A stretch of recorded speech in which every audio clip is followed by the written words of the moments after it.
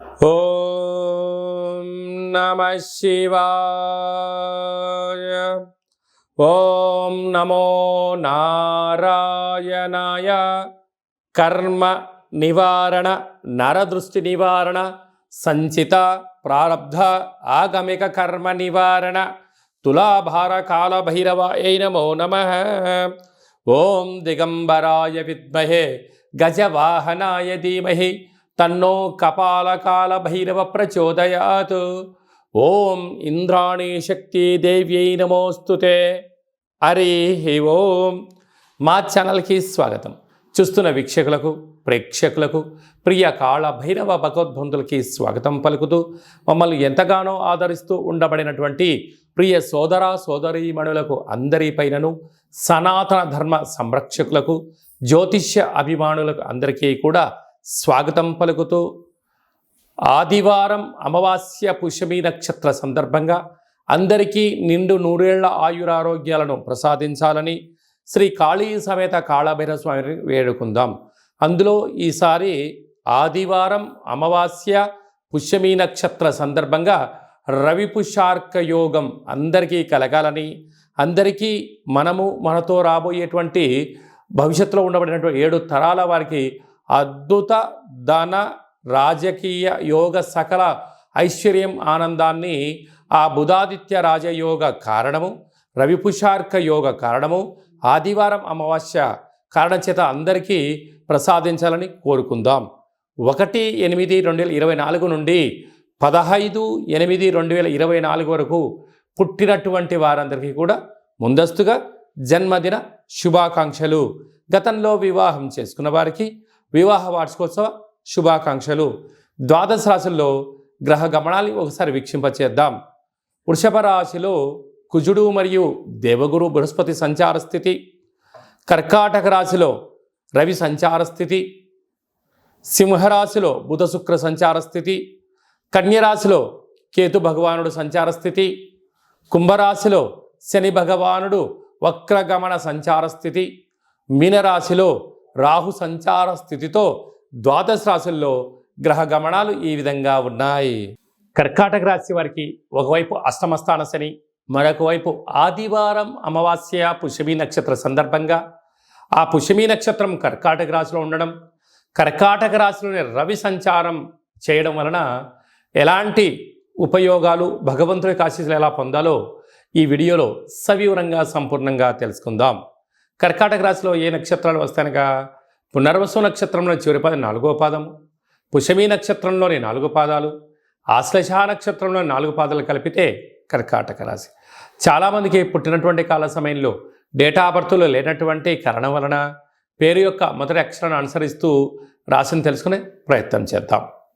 He, who, హే, హో, డా, D, do, day, do అక్షరాల వారందరూ కూడా కర్కాటక రాశి జాతకులే.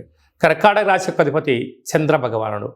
రాశిలోనే రవి సంచారం, రాశిలోనే పుష్యమి నక్షత్రం సంచారం చేయడం, ఒకవైపు అష్టమస్థాన శని భగవానుడు కుంభరాశిలో జలరాశిలో వక్రగమనంలో ఉండడం, ఈ ఆదివారం అమావాస్య పుష్యమి నక్షత్ర సందర్భంగా ఉండబడే వారందరూ కూడా మీరు వ్యవసాయ క్షేత్రాల్లో కానీ పొలాల్లో కానీ తెల్ల జిల్లెడి యొక్క వృక్షాలు చాలా కనపడుతూ ఉంటాయి.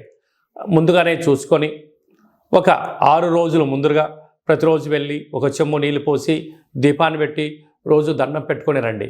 ఆ ఆదివారం అమావాస్య రోజున పై కొమ్మలను తీసేసి భూమిలోంచి పెకలిస్తే వచ్చే స్వామివారే శ్వేతార్కవర సిద్ధి మహాగణపతి స్వామివారు.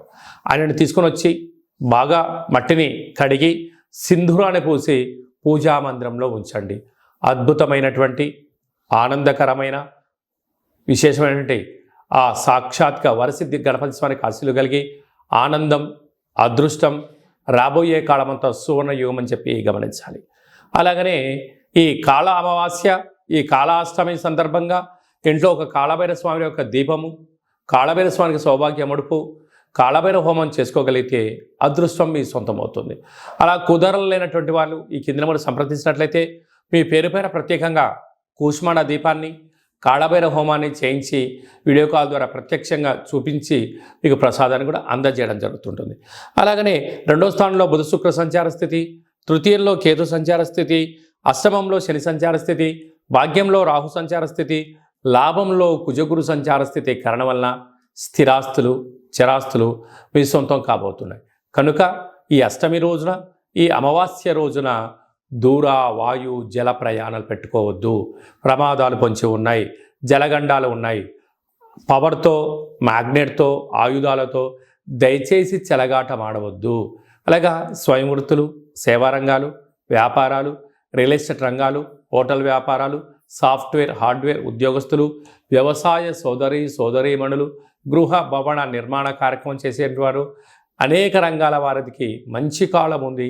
జాగ్రత్తగా దీపం ఉండగానే ఇల్లు చక్కబెట్టుకోండి. రాబోయే భవిష్యత్ అంతా కర్కాటక రాశి వారిదే అని చెప్పి గమనించాలి. ముఖ్యమైనటువంటి పండగల గురించి క్లుప్తంగా సవివరంగా సంపూర్ణంగా తెలుసుకుందాం. 4వ తారీఖు 8వ నెల 2024వ సంవత్సరంలో ఆషాఢమాస బహుళపక్ష ఆదివారము అమావాస్య పుష్యమీ నక్షత్ర సందర్భంగా చాలా మహోన్నతమైన పర్వకాలం అని చెప్పి గమనించాలి. ఆదివారం అమావాస్య వస్తేనే అందరికీ పెద్ద పండగ. అందులో పుష్యమీ నక్షత్రంతో కూడుకున్నటువంటి అమావాస్య కావడం వలన మనకు బహిర్ ప్రాంతాలలో వ్యవసాయ క్షేత్రాల్లో తెల్ల జిల్లేడు వృక్ష ఉండడం జరుగుతూ ఉంటుంది. ఏపుగా పెరిగినటువంటి వృక్ష దేవత కింద శ్వేతార్క వరసిద్ధి మహాగణపతి స్వామివారు వృక్ష రూపంలో ఉండడం జరుగుతుంటుంది. ఆ గణపతి స్వామివారిని తెచ్చుకొని గృహంలో ఉంచుకున్నట్లయితే మనకు భావి తరాలకు 7 తరాల వారికి అద్భుతమైన ఆనందయోగం, అమృతయోగం, ధనయోగం, రాజకీయ యోగం కలుగుతుందని చెప్పి గమనించాలి.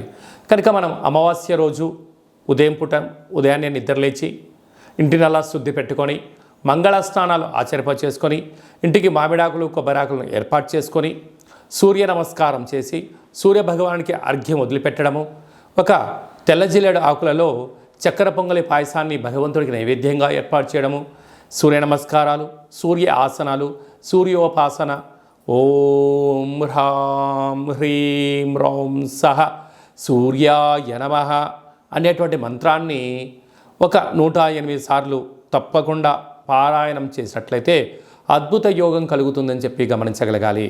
అలాగనే మధ్యాహ్నం పూట గతించినటువంటి పెద్దవారి పేరుపైన నువ్వులు, దర్భలు, నీళ్ళను వదిలిపెట్టడం, పక్షిరాజ వారైనటువంటి కాకిరాజు వారికి ఆహారాన్ని ఏర్పాటు చేయడం, గతించిన వారి పేరు పైన సునకపు మహారాజులకు ఆహారం ఏర్పాటు చేయడం, దేవాలయంలో బ్రాహ్మణుడికి స్వయంపాక దానాన్ని ఏర్పాటు చేయడం వలన గతించినటువంటి వారి యొక్క పితృదేవతల యొక్క ఆశీస్సులు ఉంటాయని చెప్పి గమనించాలి. సాయం సంధ్య కాగానే సాయంత్రం 4:30 నుండి 6 గంటల వరకు రాహుకాల సమయం ఉంటుంది కనుక ఇంట్లో ఒక అష్టదళ పద్మాన్ని వేసుకొని నిమ్మకాయలతో దీపాన్ని వెలిగించడము, విష్ణు సహస్రనామ పారాయణం కానీ లలిత సహస్రనామ పారాయణం చేయడం వలన ఇంటిలో రాహుకాలంలో చేసే పూజ ఫలిత ప్రభావం వలన నరదృష్టి, శత్రు ప్రభావాలు తొలగిపోతాయి. చీకటి పడ్డాక లేకుంటే ఉదయం కానీ ఇంటికి ఒక ఎర్రటి గుమ్మడికాయను దిష్టి తీసి పలగొట్టడం, దారం కలిగిన నిమ్మకాయని కట్ చేసి గడపకు ఇటువైపు అటువైపు పెట్టడం, కార్లను, ఫ్యాక్టరీలను, కర్మాగారాలను శుద్ధి పెట్టుకొని సాంబ్రాణితో ధూపం వేయడం వలన ప్రశాంతత కలుగుతుందని జరుగుతుంది. మిగతా రోజుల్లో 1000 జపం చేస్తే ఎంతటి ఫలితం వస్తుందో ఆ రోజు ఒక్క నామాన్ని స్మరించిన కాలభైరవ అన్న, కాళికామాత అన్న, వెంకటేశ్వర అన్న, ఓం నమశివాయ అన్న అద్భుతమైన ఫలితం కలుగుతుంది అని చెప్పి గమనించాలి. ఆ రోజు చేసే పూజ, ఆ రోజు చేసే దీక్ష, ఆ రోజు ఉండబడిన మౌనము మనకెంతో ఐశ్వర్యాన్ని, ఆనందాన్ని మనకు కలిగిస్తుందని చెప్పి గమనించగలగాలి. అదే కాకుండా ఆ యొక్క అమావాస్యను కాళ అమావాస్య అంటారు. అంటే కాళిదాసు లాంటి వాళ్ళు, బట్టి విక్రమార్కుడు లాంటి వాళ్ళు, శివాజీ చక్రవర్తులు లాంటి వారందరూ కూడా ఇలాంటి రోజులలోనే సాధన చేసి కాళ స్వరూపమైనటువంటి కాళికామాతను, కాళభైరవ స్వామిని ప్రసన్నం చేసుకున్నారని చెప్పి గమనించాలి. అలాగనే మనకు 12వ తారీఖున 13వ తారీఖున శ్రావణమాస శుద్ధాష్టమి సందర్భంగా, కాళ అష్టమి సందర్భంగా కాళభైరవ స్వామి స్మరణ, ధ్యానము యోగదాయకం అని చెప్పి గమనించాలి. మన యొక్క దేవాలయంలో 4 శనివారాలు, 4 మంగళవారాలు, శుద్ధాష్టమి, పూర్ణిమ, బహుళాష్టమి, అమావాస్య సందర్భంగా నిత్యము కాళభైరవ హోమం జరుగుతూ ఉంటుంది. కనుక దేవాలయంలో అర్చన, అభిషేకాదులు, కాళభైరవ స్వామి యొక్క ముడుపు, కాళభైరవ స్వామి వారి యొక్క కూష్మాండ దీపము పెట్టడం జరుగుతుంటుంది. హోమంలో పాల్గొనడం వలన సకల అష్ట కష్టాలు తొలగిపోతాయి. కాలము అనగానే కాళభైరుడి యొక్క చేతిలో ఉంటుంది. అందుకే కాళాష్టమి, కాళ అమావాస్య రోజున భైరవ స్వామి యొక్క స్మరణ, ధ్యానము, పూజ ఐశ్వర్యాన్ని, ఆనందాన్ని కట్టబెడుతుందని చెప్పి గమనించాలి. గృహంలో ఉండబడిన నరదృష్టి తొలగిపోతుంది. వ్యాపారాల్లో ఉండబడినటువంటి ఆటంకాలు తొలగిపోతాయి. విపరీతమైనటువంటి జనాకర్షణ, ధనాకర్షణ కలుగుతుందని చెప్పి గమనించాలి. ఆసక్తి కలిగితే ఇంట్లో చేసుకోండి. కుదరలేని పక్షంలో ఈ కింద నెంబర్ సంప్రదించినట్లయితే, మీ గోత్రనామంలో పంపించినట్లయితే వీడియో కాల్ ద్వారా చూపించి మీ పేరుపైన ఒక సౌభాగ్య ముడుపు, కూష్మాండ దీపము, హోమాన్ని చేయించి వాట్సాప్ కాల్ ద్వారా ప్రత్యక్ష ప్రసారాన్ని కూడా చేయించడం జరుగుతుందని చెప్పి గమనించాలి. ఇంకనూ మనము ఈ ఆషాఢమాస ఆదివారం అమావాస్య రోజున, శ్రావణమాస శుద్ధాష్టమి, కాళాష్టమి సందర్భంగా ఇంకనూ విజయం సాధించగలగాలి అన్నట్లయితే ఈ యొక్క పాత్ర కంచు పాత్ర అంటారు. ఈ యొక్క అంటే కంచు మోగినట్టు కనకమ్ము మోగదు గదరా సుమతి అని చెప్పి మనకు సుమతి శతకంలో చెప్పడం జరుగుతుంటుంది. రాసులు 12 ఎలా ఉంటాయో 12ని అచ్చు వేయడం జరుగుతుంటుంది. పూజ చేసిన తదనంతరము ఈ యొక్క పాత్రను ఇలా ఎడమ చేతో పట్టుకొని కుడి చేతో ఈ కరసాహం తీసుకొని ఇలా చిన్నగా శబ్దం చేసినట్లయితే ఓంకార శబ్దం రావడం జరుగుతుంటుంది.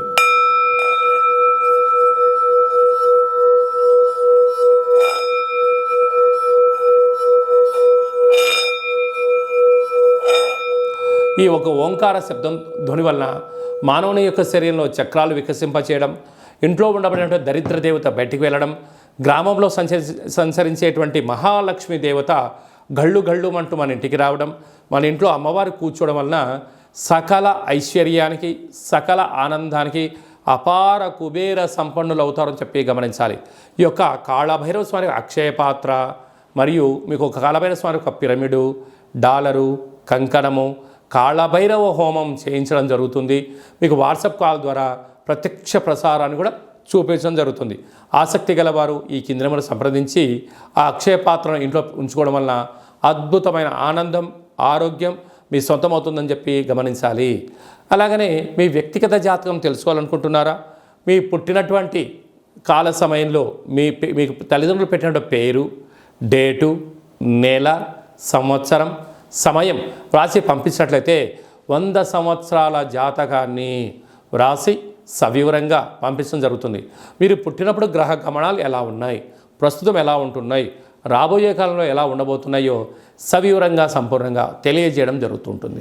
అలాగనే చాలామందికి పుట్టినటువంటి కాల సమయంలో డేటా బర్త్లు లేనటువంటి వారందరికీ మీ పేరు యొక్క మొదటి అక్షరాన్ని అనుసరిస్తూ రాసి తెలియచేస్తూ ప్రస్తుత కాలమాన ప్రకారంగా గ్రహ గమనాలు ఎలా ఉన్నాయి, భవిష్యత్తులో ఎలా ఉండబోతున్నాయో అనేటువంటి విషయాన్ని తెలియచేస్తూ రమణ శాస్త్రం ద్వారా అనగా గవ్వల ద్వారా భూత, భవిష్యత్, వర్తమానాన్ని తెలియజేయడం జరుగుతుంది గవ్వల ద్వారా. కనుక డేటా బర్త్లు లేనటువంటి వారికి గవ్వల ద్వారా జ్యోతిష్యాన్ని చెప్పడం జరుగుతుంది. కనుక మన వ్యక్తిగత జాతకాన్ని తెలుసుకుందాం, గ్రహాలలో ఉండబడిన దోషాలను తెలుసుకుందాం, తినేటువంటి ఆహారాల్లో, వేసుకునే వస్త్రాల్లో, చేసే పనుల్లో స్వల్పమైన మార్పులు చేసుకుందాం. అద్భుతమైన, ఆనందకరమైన, ఆరోగ్యకరమైన, కుబేర సంపన్నమైన జీవితానికి స్వాగతం పలుకుతాం. కనుక ఆసక్తి గలవారు ఈ కింద సంప్రదించి అపాయింట్మెంట్ తీసుకొని సంప్రదించగలరు. అలాగనే మీ అబ్బాయి కానీ అమ్మాయికి కానీ ఎంత ప్రయత్నం చేసినా వివాహం అవ్వడం లేదా? ఎందుకు వివాహం అవ్వడం లేదు? జాతకంలో ఎలాంటి దోషాలు ఉన్నాయి? వివాహం ఎప్పుడవుతుంది? ఎలాంటి అబ్బాయితో అమ్మాయితో కలపడం వలన వీరి యొక్క గణగుణాలు బాగుంటాయో తెలుసుకోవడం జరుగుతుంటుంది. కనుక జాతకాన్ని తెలుసుకుందాం, మంచి వివాహ సంబంధం తెచ్చుకుందాం, భావితరాల్లో మంచి ఆనందకరం జీవితం పొందుదాం. కనుక వచ్చేటువంటి జాతకాన్ని వధువరుల యొక్క పాదాలు, గుణాలు, సంతాన యోగము, అలాగనే విదేశీయాన యోగము, ఎలాంటి యోగాలు ఉన్నాయో కూడా తెలుసుకుందాం.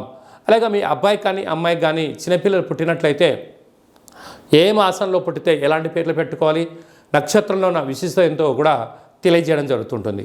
ఈ యొక్క మాసంలో పుట్టినటు రోజు వారందరికీ కూడా, అలాగే వివాహ వార్షికోత్సవం చేసుకుంటున్న వారందరికీ కూడా మన యొక్క దేవాలయంలో ప్రత్యేకంగా కాళభైరవ హోమం చేయించడం జరుగుతుంటుంది.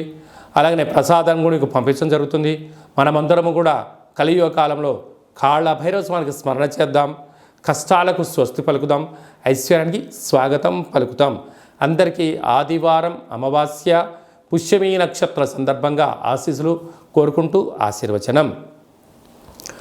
ఓం కాళకాలాయ విద్మహే కాళాతీతాయ ధీమహి తన్నో కాళభైరవ ప్రచోదయాత్.